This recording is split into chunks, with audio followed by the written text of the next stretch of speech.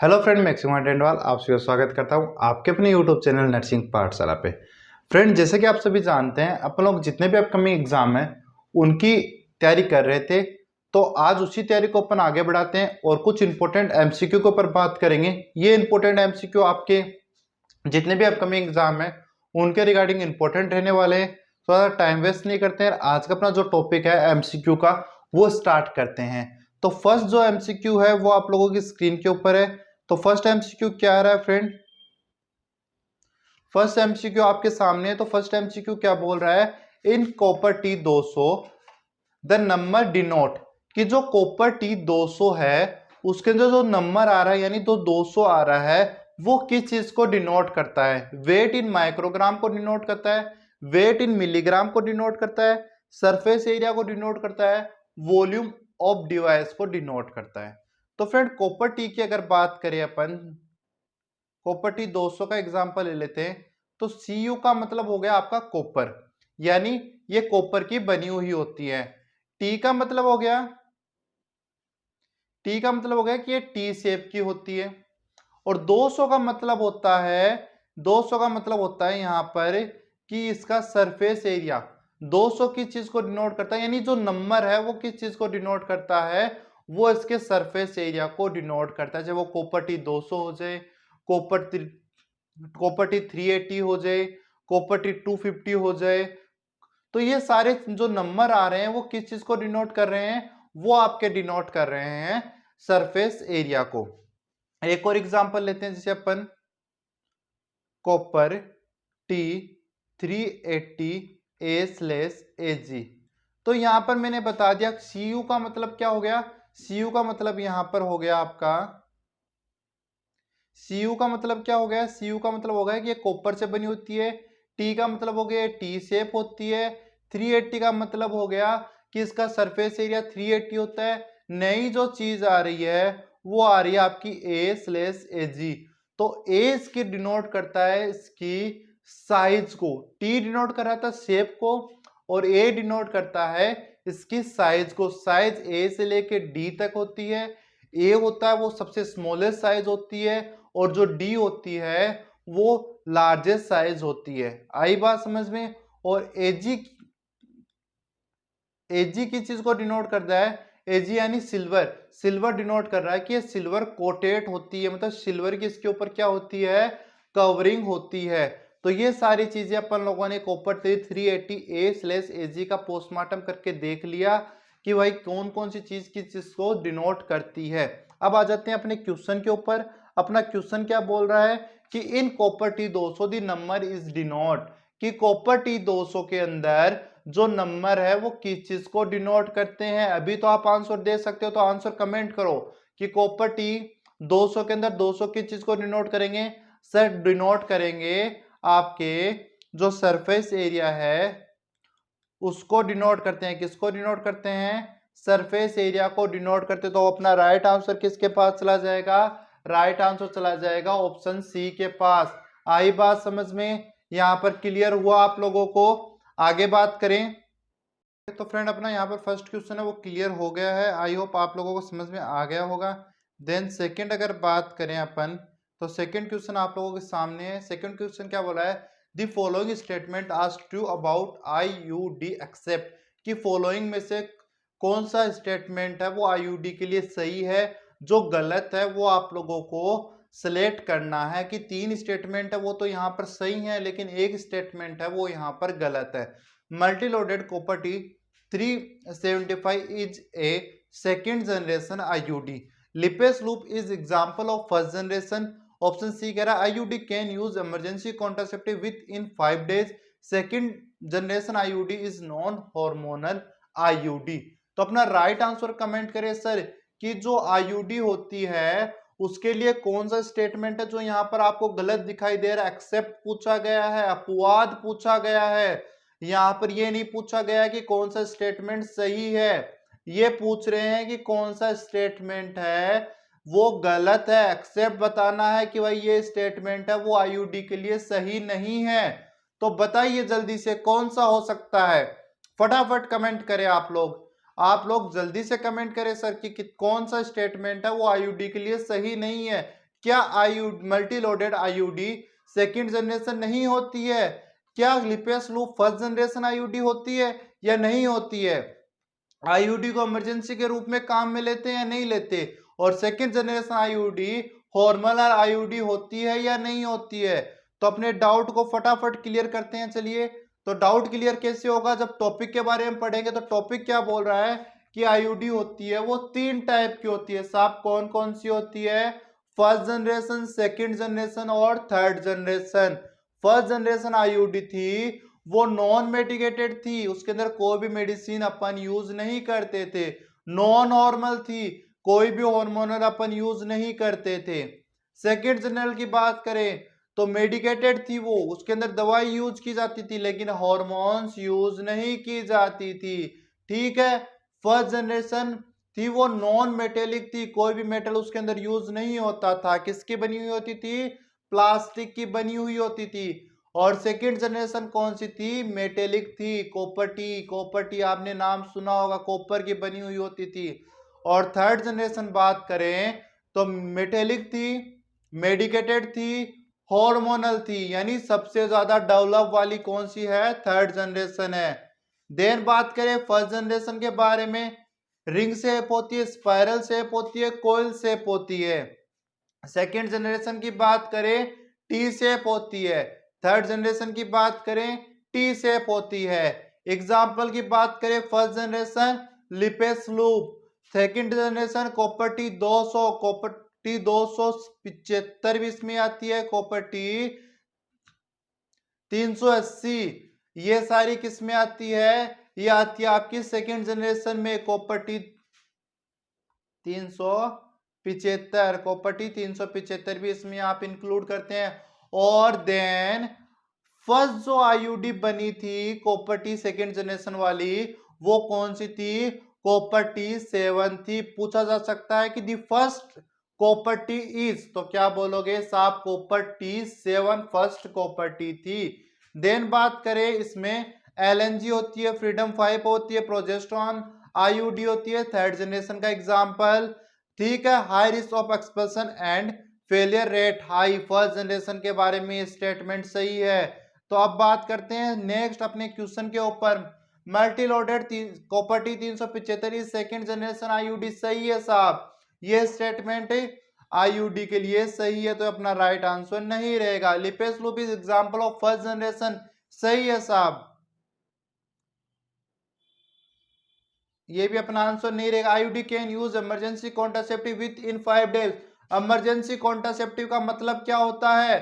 तो emergency contraceptive का मतलब होता है भाइयों और बहनों ऐसी कॉन्ट्रासेप्टिव डिवाइस जो अपन कब यूज लेते हैं? जब अपन लोग अनसेफ सेक्सुअल एक्टिविटी कर लेते हैं, इजैकुलेशन वेजाइना के अंदर हो जाए, उसके बाद में जो कॉन्ट्रासेप्टिव डिवाइस यूज लेते हैं उस प्रेगनेंसी को रोकने के लिए, वो आती है आपके इमरजेंसी के अंदर। तो आईयूडी आपका इमरजेंसी कॉन्ट्रासेप्टिव डिवाइस कभी नहीं है। तो ये अपना स्टेटमेंट इसके लिए आईयूडी के लिए क्या है? गलत है। तो जो चीज गलत है वो यहाँ पर अपना आंसर क्या रहेगा? सही रहेगा, क्योंकि एक्सेप्ट पूछा गया है।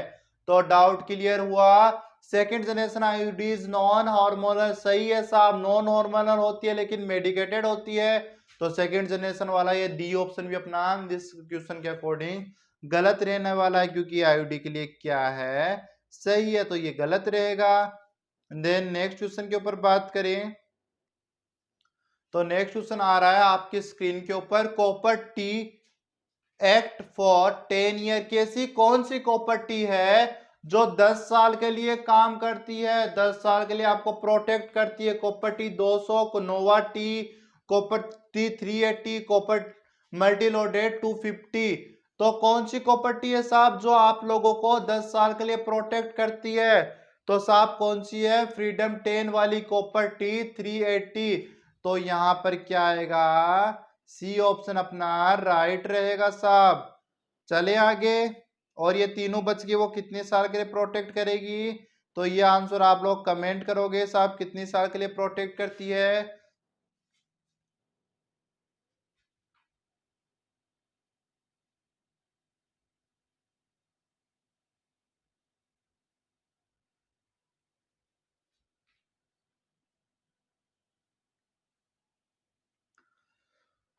तो नेक्स्ट क्वेश्चन आपकी स्क्रीन के ऊपर है। नेक्स्ट क्वेश्चन क्या कह रहा है, characteristics of an ideal condition for copper T insertion include all of following except, कि कौन कौन सी कंडीशन है जो कॉपर टी इंसर्ट करने के लिए सही है किसी एक को छोड़कर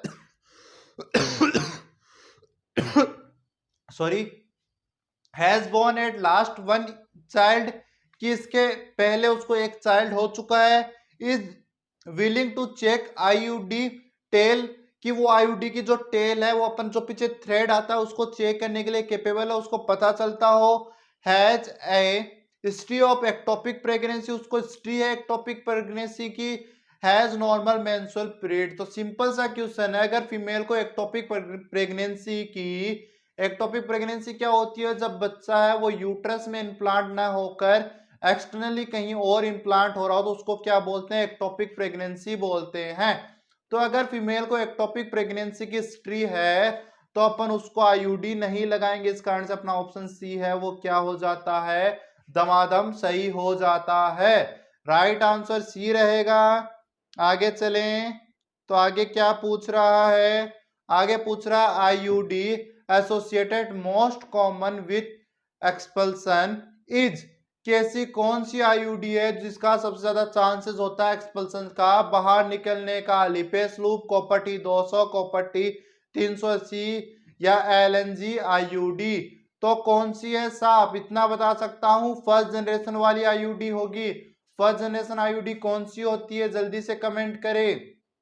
फर्स्ट जनरेशन कौन सी होती है, लिपेस लूप, लिपेस लूप होती है। तो यहाँ पर अपना राइट आंसर क्या रहेगा, ऑप्शन ए रहेगा कि साहब जो एक्सपेंशन रेट है वो किसकी ज्यादा होती है, लिपेस लूप यानी फर्स्ट जनरेशन आईयूडी की ज्यादा होती है। ठीक है, ये क्या होती थी, नॉन नॉर्मल होती थी, नॉन मेटेलिक होती थी। Radiopaque material is copper T is, कि जो रेडियो मटेरियल यूज किया जाता है कॉपर टी के अंदर वो कौन सा है, सिलिकॉन है, बेरियम सल्फेट है, कार्बन है, या नन ऑफ दीज। तो क्या रहेगा इसके अंदर, BaSO4। अपना राइट आंसर क्या रहेगा, BaSO4 रहने वाला है, जो आपके लिपेस लूप जैसी आईयूडी के अंदर फिलअप होता था। किस कारण से फिलअप होता था, कि अपन एक्सरे करके आइडेंटिफाई कर सके कि भाई जो आईयूडी लगी हुई है वो सही पैलेस पे लगी हुई है। आपकी जो लिपेस लूप आईयूडी थी वो कुछ इस टाइप की होती थी, ऐसे उसमें थ्रेड लगा हुआ होता था, तो इसके बीच में क्या भरा हुआ था, BaSO4 भरा हुआ होता था आपका, जिससे अपन क्या करते थे, एक्सरे करके पता लगा सकते थे कि भाई आईयूडी सही जगह पर लगी है नहीं लगी है। बेरियम एनिमा पढ़ा होगा आप लोगों ने पीछे वाली क्लासों में। आगे चलें, तो आगे प्रस्थान करते हैं, और आगे प्रस्थान करने पर क्वेश्चन सामने आ रहा है, copper T preferable insertion postnatal after, की पोस्टनेटल बाद में आईयूडी अपन कब, कॉपर टी है वो कब लगा सकते हैं, यानी आईयूडी कब लगा सकते हैं, 2 वीक के अंदर, 4 वीक के अंदर, 5 वीक के अंदर, या 8 वीक के अंदर। तो राइट आंसर कमेंट करें कि कॉपर टी इंसर्ट करने का सबसे सही सुटेबल टाइम क्या है। तो सुटेबल टाइम आपका रहने वाला है 5 वीक रहने वाला है, 5 सप्ताह रहने वाला है। ठीक है, देन आगे चले, तो आगे वाला क्वेश्चन क्या पूछ रहा है, सबसे इजी क्वेश्चन है, बहुत बार मैंने पढ़ा दिया क्लासेस के अंदर। Packet of oral contraceptive pill consist of number of pills. तो अपना राइट आंसर आप लोग कमेंट करें भाई, क्या हो सकता है, जो कॉन्ट्रासेप्टिव पिल्स होती है, ओरल कॉन्ट्रासेप्टिव पिल्स, उसके अंदर जो पैकेट आता है, जो दवाई का पत्ता आता है, उसके अंदर क्या किस टाइप की दवाइयां होती है।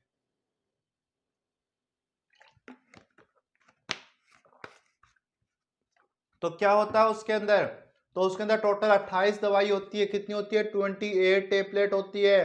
28 के अंदर से जो 21 दवाई आती है वो हार्मोनल होती है, कॉन्ट्रासेप्टिव पिल्स होती है, और जो 7 आती है वो आयरन पिल्स होती है। तो राइट आंसर कौन सा रहेगा, राइट आंसर ऑप्शन ए है, वो रहने वाला है कि 21 टेबलेट तो कॉन्ट्रासेप्टिव होती है, 7 टेबलेट आयरन की होती है।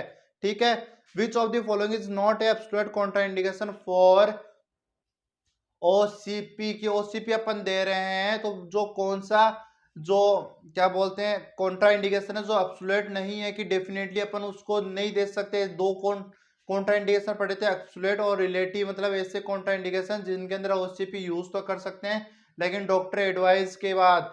और एब्सोल्यूट का मतलब ऐसी जो कॉन्ट्राइंडिकेशन जिसके अंदर अपन दवाई को यूज ही नहीं कर सकते। तो नर्सिंग मदर हो, ब्रेस्ट कैंसर वाली हो, कार्डियक अबनॉर्मलिटी वाली हो, या हिस्ट्री ऑफ थ्रोम्बोएम्बोलिज्म हो, तो नीचे वाले तीनों एब्सोल्यूट में आते हैं। नर्सिंग मदर यानी जो अपने बच्चे को ब्रेस्ट फीडिंग करा रही हो, ऐसी मदर, तो ब्रेस्ट फीडिंग वाली मदर को अपन ओसीपी एडवाइस कर सकते हैं, उसमें एब्सोल्यूट कॉन्ट्राइंडिकेशन नहीं होता है। क्या? ओसीपी। ठीक है, आगे बढ़े। तो आगे बढ़ने पर क्वेश्चन सामने आया, hormonal contraceptive of choice in lactating women is, कि जो हार्मोनल कॉन्ट्रासेप्टिव यानी जो ओसीपी है वो जो लैक्टेटिंग मदर है उसके लिए कौन सी अपन चॉइस करेंगे? कंबाइंड पिल देंगे उसको, मल्टीफेजिक देंगे, मिनी पिल्स देंगे, या सेंट्रोमान टेबलेट देंगे? तो कौन सी देंगे? तो फ्रेंड जो लैक्टेटिंग मदर होती है उसको अपन मिनी पिल्स देते हैं, जिसको अपन पीओपी के नाम से जानते हैं, प्रोजेस्टेरोन ओनली पिल्स के नाम से भी अपन, इसमें सिंथेटिक हार्मोन होता है जो कम अमाउंट में होता है। तो जो मिनी पिल्स के नाम से भी अपन इसको जानते हैं, ये 28 टेबलेट आती है और 28 डेज के लिए इसको अपन लेना पड़ता है, इसके अंदर कोई भी गैप अपन नहीं देते हैं। तो मिनी पिल्स के नाम से भी अपन इसको जानते हैं, जो लैक्टेटिंग मदर को अपन दे सकते हैं। देन आ रहा है schedule of administration of mini pills containing 75 microgram of desogestrel for contraception is, अभी बताया था मैंने कि 28 टेबलेट आती है, इसके अंदर कोई भी अपन इंटरवल नहीं रखते हैं। तो taken for 28 days with no pills free interval, तो ऑप्शन डी है वो यहाँ पर आपका राइट रहेगा। ठीक है, तो फ्रेंड अपना नेक्स्ट क्वेश्चन क्या रहा है, Dampa is an injectable contraceptive given every, कि जो डंपा होती है वो अपन कितने टाइम से देते हैं? 2 वीक से, 2 मंथ से, 3 ईयर से, या 3 मंथ से? तो डंपा जो अपन देते हैं वो एवरी 3 मंथ के लिए अपन देते हैं, तो 3 साल के लिए इफेक्टिव होती है। और जो मार्केट में जो आती है ये अंतरा नाम से आती है। किस नाम से आती है? अंतरा नाम से आती है। ठीक है, और एक और चीज इसके बारे में है कि अगर एक फीमेल को आपने डंपा दिया है और वो 3 महीने बाद आ रही है, तो पहले आप उसका प्रेगनेंसी टेस्ट करोगे, उसके बाद में उसको नेक्स्ट है वो सेकेंड डोज दोगे। ठीक है फ्रेंड, तो ये कुछ इंपॉर्टेंट अपने एमसीक्यू थे। आई होप आप लोगों को आज की क्लास अच्छी लगी होगी। क्लास अच्छी लगी तो आप कमेंट जरूर करें और लाइक जरूर करें, और अपने चैनल पर नए हो तो चैनल को सब्सक्राइब जरूर कर ले। Thank you friend.